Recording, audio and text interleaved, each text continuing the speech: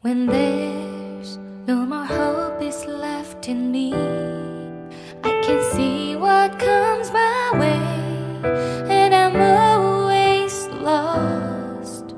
There's nowhere else to go. All I do is fall. Feels like I can make it more than I could bear. Giving up is all that. Kesimpulan penting untuk kita melihat wajah Republik ini adalah kleptokrasi. Negara para maling.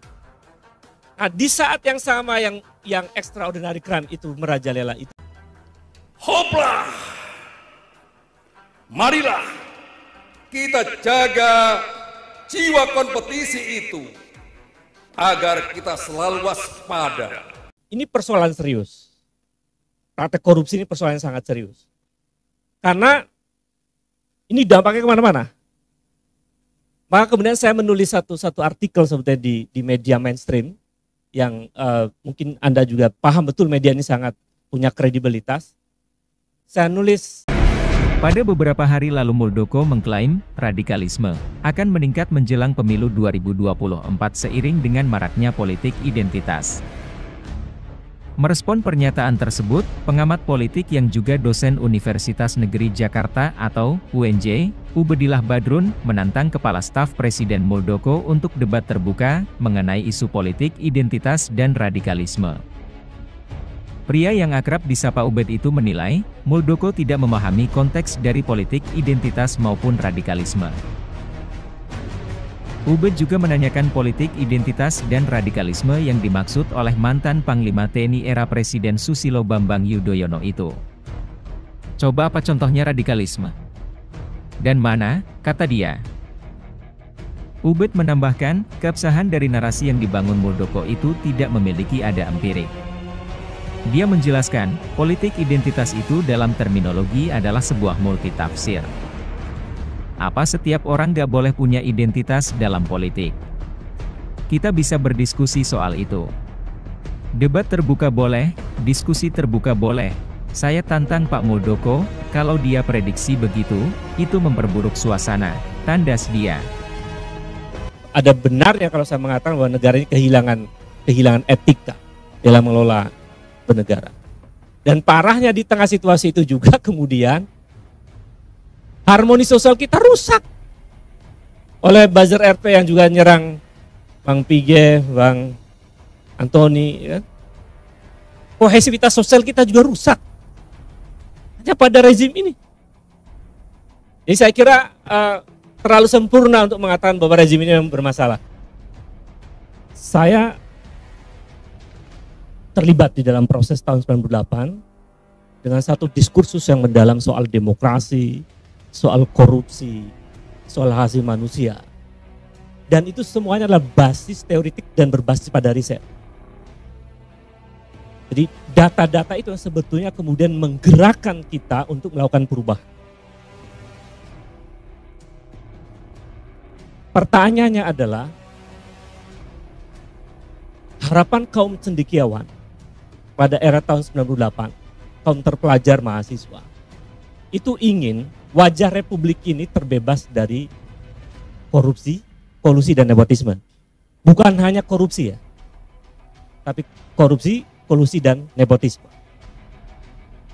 Itu clear. Bahkan ada tap MPR-nya tahun 98 itu. Kemudian yang kedua, kita semua sepakat bahwa bangsa ini ingin menjadi negara yang menjunjung tinggi hak asasi manusia. Yang ketiga, kita semua sepakat dari seluruh kelompok perubahan termasuk saya ketemu Gus Dur dan lain-lain waktu itu. Kita sepakat bahwa negeri ini ingin dibawa selain tadi membebaskan dari KKN, kemudian tegaknya hak asasi manusia, juga adalah membuat rakyat sejahtera. Saya menangkap 3 substansi itu sebetulnya dari 98 itu. Setelah 24 tahun, lalu saya lihat data, apa kabar korupsi? Kan itu pertanyaan. Ternyata saya hitung rezim ini telah mengkorupsi hampir 300 triliun uang dalam 5 tahun terakhir. Angka 300 triliun itu kalau mau menjadikan teman-teman mahasiswa menjadi profesor, saya bisa hitung mungkin bisa sampai 30.000 mahasiswa menjadi profesor. Atau kita bisa membangun hampir 300 universitas sekaliber Harvard University.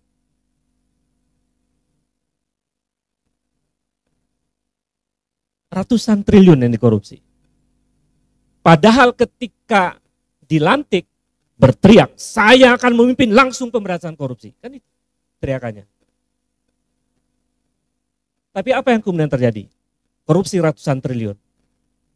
Dan itu korupsi terjahat terjadi di episode ini.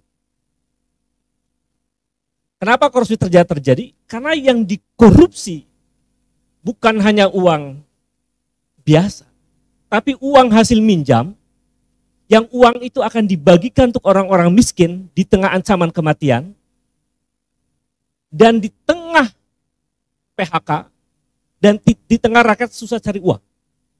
Tapi mereka berpesta korupsi. Lalu saya cek, indeks persepsi korupsi kita berapa sih sekarang? Ternyata skornya masih di bawah 50 juga. Jadi 38 skor. Itu kan satu data yang nggak bisa dibantah. Maka kemudian saya melihat ini persoalan serius. Praktek korupsi ini persoalan yang sangat serius. Karena ini dampaknya kemana-mana. Maka kemudian saya menulis satu artikel sebetulnya di media mainstream yang mungkin Anda juga paham betul media ini sangat punya kredibilitas.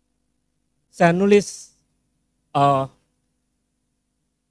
kalau tidak salah judulnya adalah 76 tahun Indonesia negara kleptokrasi. Jadi saya mau menjelaskan bahwa sebetulnya satu kesimpulan penting untuk kita melihat wajah Republik ini adalah kleptokrasi. Negara para maling.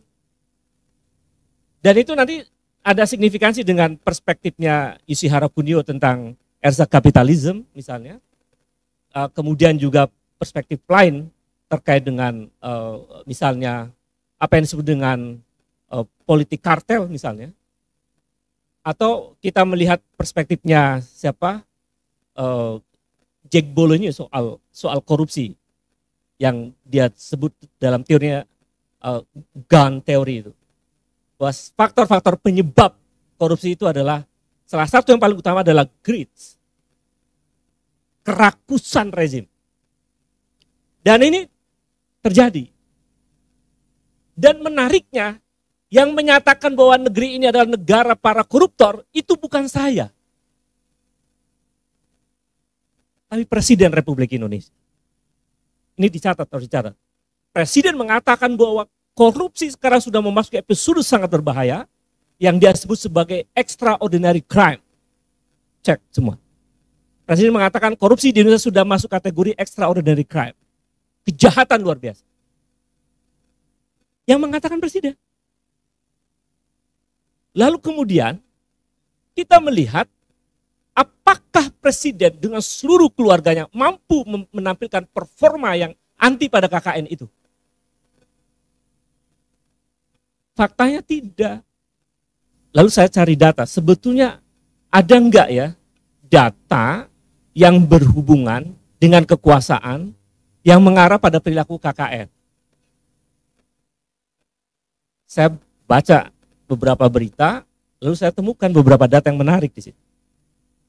Soal pembakaran hutan yang 20 hektar. 20.000 hektar, bukan 20 hektar. Dan itu akhirnya di jumlah pembakaran hutan di Indonesia ini hampir ratusan ribu. Tapi polisi sudah menetapkan bahwa perusahaan besar, salah satu anak perusahaan PTSM itu adalah pembakar hutan, tersangka.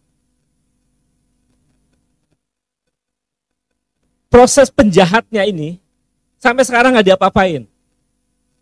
Itu saya aneh tuh. Sampai kemudian terjadi satu perubahan keputusan di Mahkamah Agung yang kemudian merubah denda itu. Tapi itu persoalan perdatanya. Yang parah itu persoalan pidananya sampai sekarang nggak ada yang diungkap. Lalu saya telusuri, ini ada apa?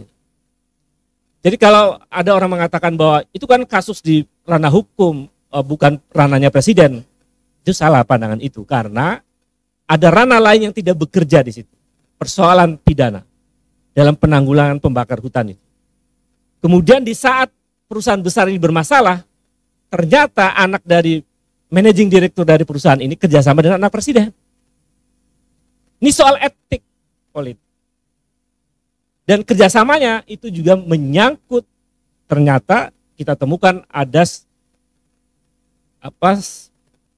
dana yang masuk di perusahaan ini yang dibentuk tahun 2019 yang angkanya hampir 100 miliar, 2 kali ditransfer. Lalu saya pikir ini kenapa kemudian ini terjadi? Karena nggak ada yang mengkritik. Karena nggak ada mengungkap. Saya tulis sebetulnya artikel itu, tapi kawan saya bilang dalam diskusi, ini mesti ada data supaya tidak kena undang-undang ITE kan. Nah, maka saya cari data untuk membuktikan bahwa perubahan kepemilikan saham itu betul nggak terjadi. Mengapa tadinya milik anak pemimpin perusahaan itu bergeser menjadi milik anak presiden? Itu pergeseran kepemilikan sahamnya luar biasa. Dalam waktu yang singkat. Dan mengapa kemudian mereka dapat kuncuran dana yang luar biasa dari perusahaan Ventura yang tidak terdaftar di PPATK. Ini luar biasa sebetulnya. Ada uang ratusan triliun, tapi perusahaan yang mengirimkan dana itu tidak terdaftar di PPATK. Kemudian dari situ, kalau mau lebih dalam lagi, sebetulnya kita bisa melihat kalau kemudian KPK mengatakan sumir dalam bahasa hukum ya, sumir. Yang dikatakan sumir itu perspektif KPK yang keliru tentang korupsi. Saya berani katakan itu. Makanya kemudian KPK mencabut lagi kan. Jadi begini, pernyataan KPK bilang bahwa tidak ada pejabat di dalam laporan saya, tidak ada penyelenggara negara, ya kan? Pertanyaan saya, apakah putra presiden saat menjadi komisaris utama di perusahaan yang kemudian berhubungan dengan anak dari perusahaan besar itu, bukan menjadi pejabat. Saat dia dilantik menjadi wali kota, itu masih komisaris utama. Pertanyaan saya, apakah dia bukan pejabat? Satu. Yang kedua, dua putra presiden ini, apakah dua anak ini, apakah dia bukan anak pejabat negara? Anak pejabat negara. Anak penyelenggara negara. Jadi kalau pernyataan KPK mengatakan bahwa tidak ada penyelenggara negara, keliru. Dia anak penyelenggara negara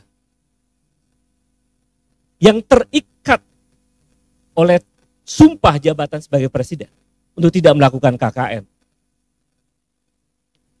Yang ketiga, dalam proses di antara mereka, intensitas yang tinggi kerjasama itu, ada juga pejabat baru yang diangkat. Siapa? Duta besar. Diangkat menjadi duta besar. Jadi sederhana sebetulnya, kalau kita lihat, ini ada presiden, ini ada managing director dari perusahaan besar itu. Dia punya anak, ini punya anak kerjasama. Terus ada perusahaan Ventura ngucurin uang ke situ. Begitu perusahaan ini kemudian membeli saham 180 juta lebih lembar di Bursa Efek itu, 1 minggu kemudian ayahnya yang ini diangkat menjadi duta besar. Dan itu bukan diplomat karir, dia di perusahaan. Yang diangkat menjadi duta besar itu adalah bukan diplomat karir, tapi dia pebisnis, seorang managing director. Sebuah perusahaan besar yang punya anak yang anaknya kerjasama dengan anak presiden. Pertanyaannya, mengapa dia diangkat menjadi duta besar? Di tengah anaknya sedang kerjasama. Duta besar ini penyelenggara negara, bahkan mewakili negara. Nah, dari situ ya, lalu saya dipanggil lagi oleh KPK sebetulnya. Dipanggil oleh KPK, ditanya satu-satu, agak lama sampai 2 jam. Saya ceritakan apa adanya. Saya bawa dokumen, argumen hukum dan beberapa dokumen-dokumen tambahan kepada KPK. KPK, saya kira mestinya apa yang saya lakukan itu adalah data. Ibarat mau masuk rumah, itu adalah pintu. Pintunya sudah dibuka. Tinggal KPK-nya masuk aja. Dan pintunya ini bukan pintu tipuan, tapi pintu asli. Karena dia data asli. Jadi tinggal masuk saja KPK. Begitu masuk, belantara isi rumah itu akan ketahuan. Tapi KPK nggak melakukan itu kan, saudara. Dengan kemudian mengumumkan bahwa apa yang saya laporkan itu dia sebut sebagai sumit. Karena nggak ada penyelenggara negara. Saya katakan ada penyelenggara negaranya. 1 wali kota, 2 presiden, 3 adalah duta besar. Itu dalam satu nafas laporan.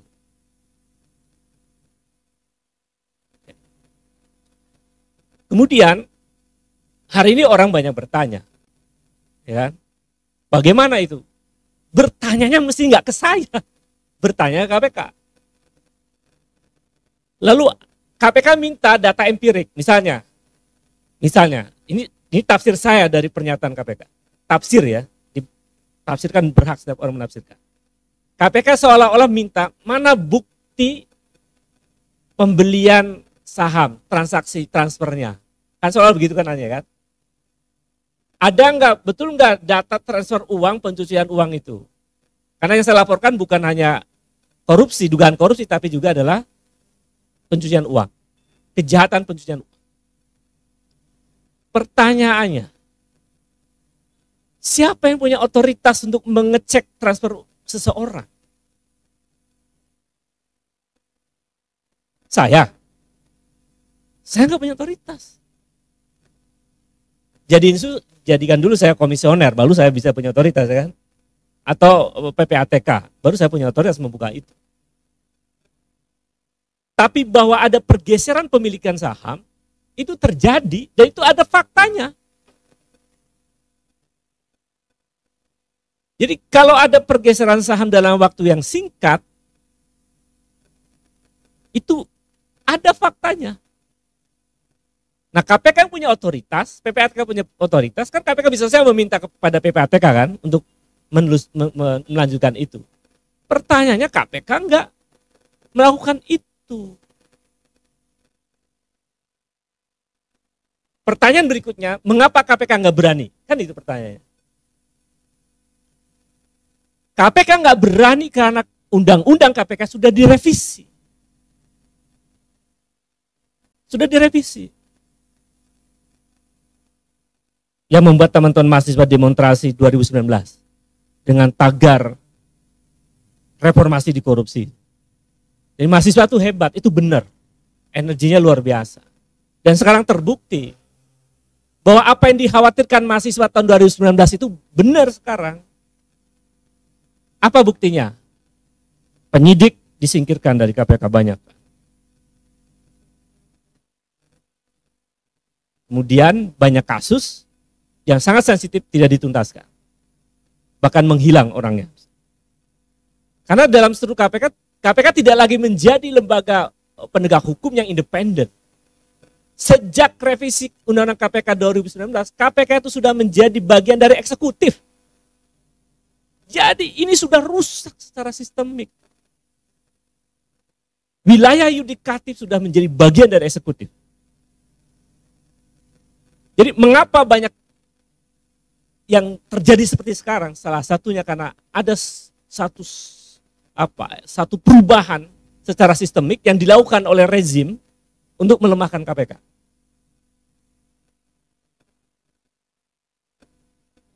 Itu soal korupsi.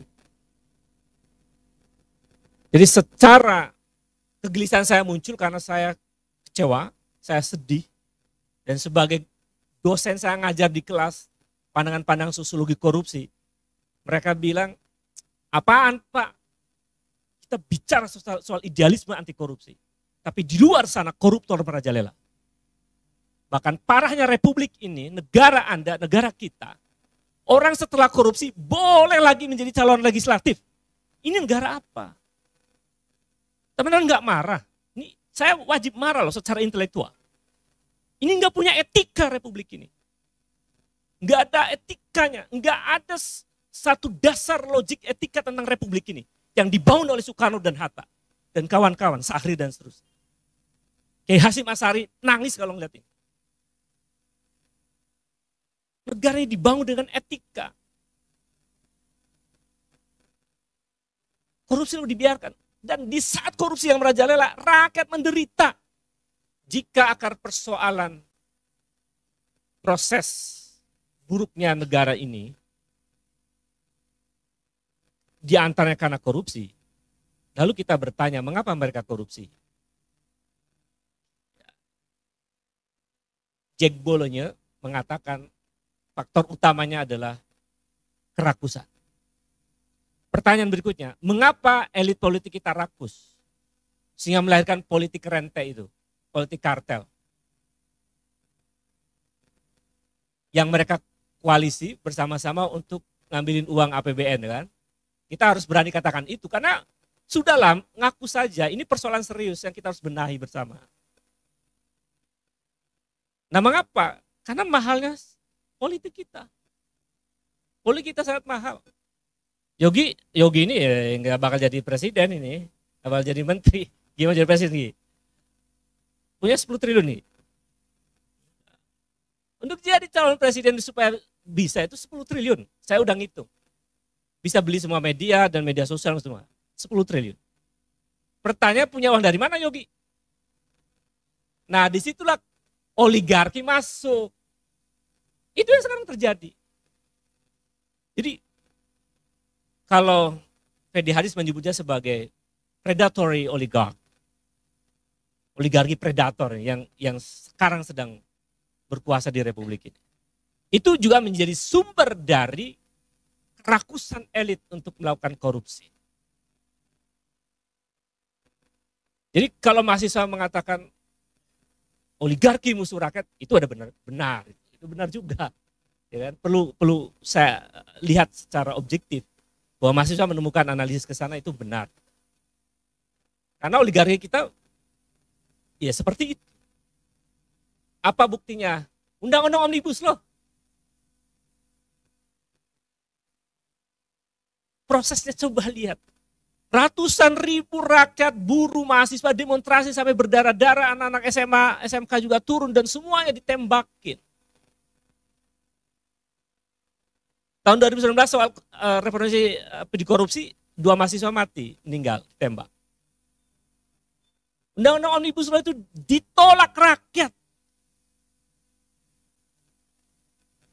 Buruh demonstrasi ratusan ribu.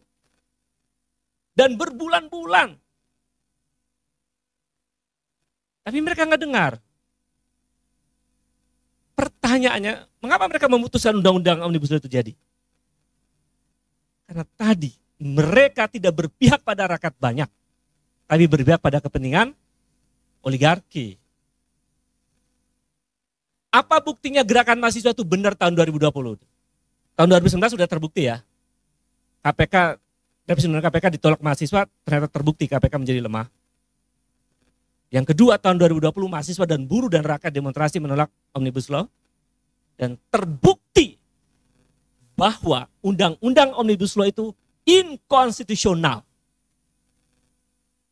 Coba ini Makanya benar juga kalau Rocky Gerung bilang ada diksi dungu di situ. Itu nggak masuk akal. Negara ngotot ya, menetapkan undang-undang Omnibus Law sampai berdarah-darah. Bahkan umpet-umpetan rapatnya untuk menyusun undang-undang Omnibus Law itu. Sembunyi-sembunyi. Masih ingat nggak halamannya berubah-ubah?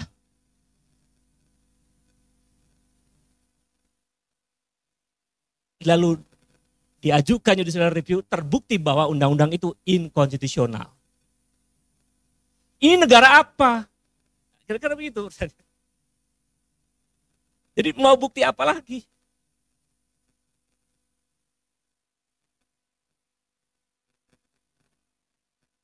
Dan nggak berdaya. Rejimnya nggak berdaya, Pak Lurahnya juga nggak berdaya. Apa bukti nggak berdayanya? Pertama, waktu 2019 itu kita minta perpu. Karena terjadi konflik antara rakyat dengan DPR terkait dengan undang-undang revisi undang KPK. Datang itu intelektual, kaum ilmuwan, budayawan ke istana. Diterima oleh presiden, ini masih harus ingat nih, perlu dicatat nih. Lalu presiden akan mempertimbangkan membuat perpu untuk membatalkan revisi undang-undang KPK itu. Itu kita perlu ingat. Tapi nggak jadi. Kenapa presiden nggak jadi? Takut. Itu terkonfirmasi kemarin ketika Rocky Gerung bermesraan dengan yang terakhir dengan Luhut, lalu kemudian dengan Pak Mahfud MD. Jadi perpu itu batal dikeluarkan karena takut. Gak tahu sama siapa. Kenapa nggak takut sama nasib rakyat, tapi takut sama mereka yang mengambil keuntungan. Ini membuktikan rezim ini dibawa kendali oligarki. Ini bahaya loh negara ini. Gak punya kedaulatan. Mau bukti lagi yang lain bahwa ini dikendalikan oligarki. Hanya terjadi di rezim ini, mengumumkan nih pemerintah. Saya larang mengekspor batu bara. Masih ingat? Tahun ini kalau nggak salah. Larang mengekspor batu bara. Kurang dari 2 minggu dicabut lagi keputusannya. Ini negara apa? Saya kira dari data-data itu, maka secara akademis saya bisa menyimpulkan bahwa ini adalah kleptokrasi. Ini adalah kleptokrasi yang sedang berjalan di Republik ini. Dan yang paling dirugikan adalah rakyat banyak. Mahasiswa ini paling dirugikan juga sebetulnya. Undang-undang Omnibus Law itu diantaranya kan soal tenaga kerja, soal pesangon, dan seterusnya. Yang rugi sebenarnya mahasiswa juga. Jadi mahasiswa ini kalau nggak bersuara ya rugi.